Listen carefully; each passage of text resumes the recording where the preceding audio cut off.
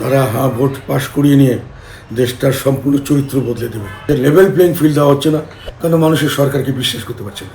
যারা বাংলাদেশের মানুষকে উগ্রপন্থার দিকে নিয়ে যাবে, যারা বাংলাদেশের মানুষকে যেভাবে বাংলাদেশের মানুষ অভ্যস্ত না সেভাবে জোর করে চালানোর চেষ্টা করবেন, সেই ধরনের কোনো শক্তিকে আমরা কোনো সময় সমর্থন দেব না।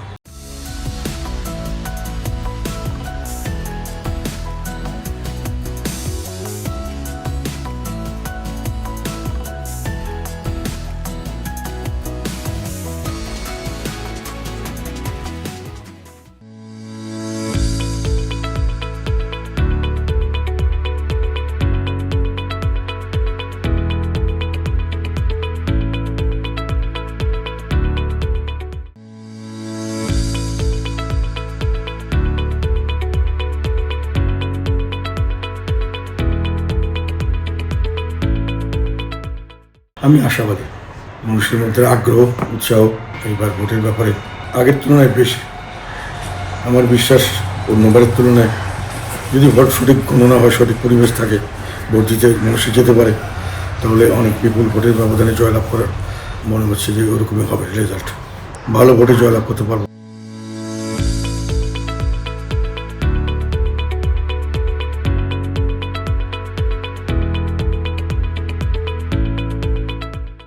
আমি প্রথম দিন একটা কথা বলছিলাম, এটা কেউ বুঝতে পারছে না পাবলিক। তারা ভোট পাশ করিয়ে নিয়ে দেশটার সম্পূর্ণ চরিত্র বদলে দেবে, এবং এটাকে একটা আমাদের যে স্বাভাবিক যে বাংলাদেশের সংস্কৃতি, এটার সঙ্গে এটাকে বাদ দিয়ে তারা একটা সাম্প্রদায়িক উগ্রবাদী সমাজ, এই ধরনের একটা উগ্র ধর্মীয়বাদ, যেটাকে বলা যায় আমাদের যে ডানপন্থী এবং চরম ডানপন্থী, এরকম একটি অবস্থানে দেশকে নিয়ে যাওয়ার জন্য তারা এটাকে অছিলা হিসাবে নিচ্ছে, যে একটা না ভোট দিলাম, হয়ে গেলেই আমরা এটা পেয়ে গেছি, একটা তাদের কাজকর্মের বৈধতা পেয়ে গেছে, এরকম একটা তারা দেখাতে চাচ্ছে। কিন্তু এটা যেটা করছে, এটাও একটা আমার কাছে মনে হয় ফ্রডুলেন্ট, মানে ধাপ্পাবাজি করে করছেন। ওনারা কতগুলি জিনিস বলছেন যে এগুলোতে আপনি দেন তাহলে দেশ খুব ভালো হবে। যেগুলোতে ওনারা বলছে তার মধ্যে অনেকগুলোকে ওনারা কোনো প্রচারও করেনি, প্রকাশ করেনি। যেভাবে বলছে সাধারণ মানুষ এগুলো বুঝতেও পারছে না। সেই ক্ষেত্রে এই বর্তমান নির্বাচনটা একটা অর্থহীন নির্বাচন হবে।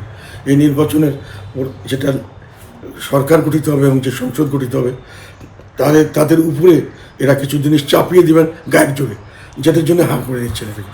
যেগুলো ওনারা সংস্কার প্রস্তাব দিয়েছেন, এগুলো যারা দিয়েছেন তাদের রাজনীতি সম্পর্কে কোনো ধারণা নেই।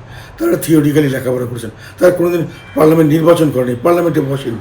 একটা দেশ কীভাবে চালাতে হয়, দেশের সংবিধান কীভাবে তৈরি করতে হয়, কেন সংবিধানের কোন বিধান করা হলো, কেন কোনোটা বেশি সেন্ট্রালাইজ করা হলো, কতটুকু ডিসেন্ট্রালাইজ করা উচিত, এগুলো সম্পর্কে তাদের কোনো ধারণাই নেই। সিভিল ওয়ার, দুর্ভিক্ষ, এগুলো স্বাভাবিক জিনিস, এটা ফেইল স্টেট হয়ে যেতে পারে।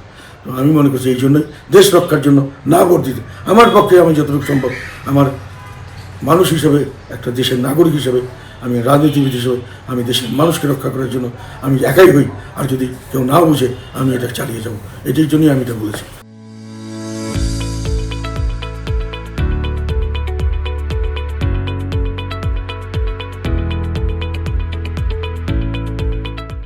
ইলেকশনের পরিস্থিতি এখন পর্যন্ত আমার এখানে কোনো সমস্যার সৃষ্টি করা হয়নি। অনেক জায়গায় আমাদের নেতাকর্মীদের উপর নানানভাবে হামলা করার বা ধমকি দেওয়ার চেষ্টা করা হচ্ছে। ওইসব জায়গায় অবশ্য ইলেকশন কমিশনকে জানা হচ্ছে, অনেক জায়গায় অ্যাকশন হচ্ছে। ভালো, আমি এখন পর্যন্ত খারাপ মনে করছি না। তবে এটাতে লেভেল প্লেইং ফিল্ড দেওয়া হচ্ছে না। আমাদের 3 জন প্রার্থী এখন জেলে, তাদেরকে জেলে নেওয়া হচ্ছে একেবারে এই জুলাই হত্যা মামলা টামলা দিয়ে। আর এমনি স্বাভাবিকভাবে এখন পর্যন্ত আমরা স্বাভাবিক পরিস্থিতিতেই নির্বাচন করতে এখনও যাচ্ছি।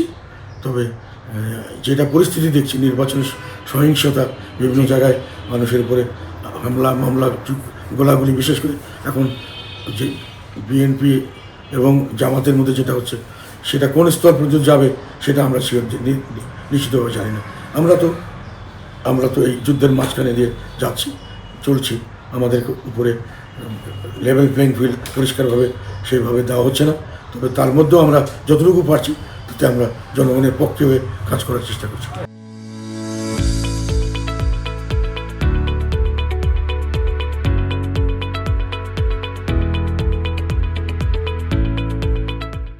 আসনের হিসাব তো আমি বলতে পারবো না, কারণ নির্বাচনের পরিস্থিতি এখন আমরা জানি। নির্বাচন হবে কিনা সেটা নিয়ে বেশিরভাগ মানুষ এখনও সন্দিহান। অনেকে বলে যে নির্বাচন কি শেষ পর্যন্ত হবে, কাজে এখানে আমি আসনের প্রস্তুতি অনেক।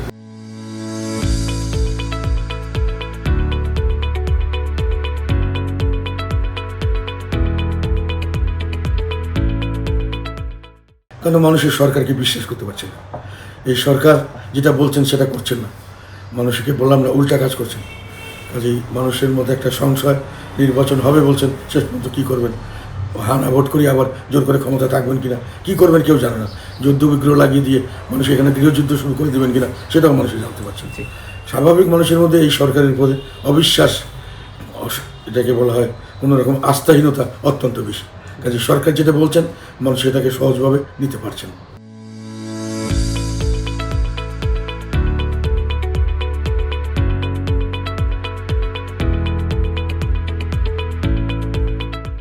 আমরা সরকার গঠনে সেই শক্তিকেই আমরা সমর্থন দেব যারা বাংলাদেশের সক্রিয়তাকে, নিজস্ব সংস্কৃতির লালন পালন করবেন, বাংলাদেশের মানুষ যেভাবে থাকতে পছন্দ করেন সেই ভাবধারা নিয়ে যারা দেশকে পরিচালনা করবেন, যারা বাংলাদেশের মানুষকে উগ্রপন্থার দিকে নিয়ে যাবেন, যারা বাংলাদেশের মানুষকে যেভাবে বাংলাদেশের মানুষ অভ্যস্ত না সেভাবে জোর করে চালানোর চেষ্টা করবেন, সেই ধরনের কোনো শক্তিকে আমরা কোনো সময় সমর্থন দেব না।